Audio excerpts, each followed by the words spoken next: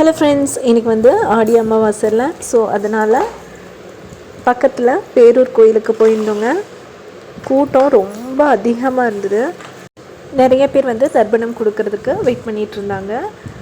நாங்கள் சரின்னு சொல்லிட்டு கோயிலுக்குள்ளே வந்தாச்சுங்க.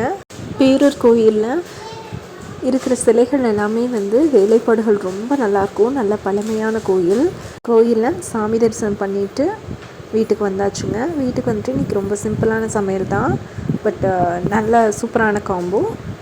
உப்பு பருப்பு கூடவே வாழைக்காய் ஃப்ரை, ரசம். ஈவினிங் ஸ்நாக்ஸுக்கு வந்து மிளகா பஜ்ஜி செய்யலாம் அப்படின்னு சொல்லிட்டு மிளகாவை குட்டி குட்டியாக கட் பண்ணி வச்சுட்டு எண்ணெயெல்லாம் சூடாகியாச்சு. கடலை மாவில் கொஞ்சமாக சாம்பார் தூள், உப்பு, பெருங்காயத்தூள், தண்ணி சேர்த்து மிக்ஸ் பண்ணி சூப்பரான பஜ்ஜி ரெடி பண்ணியாச்சு. மகிழ்வினிக்கு வந்து வெங்காய பஜ்ஜி தான்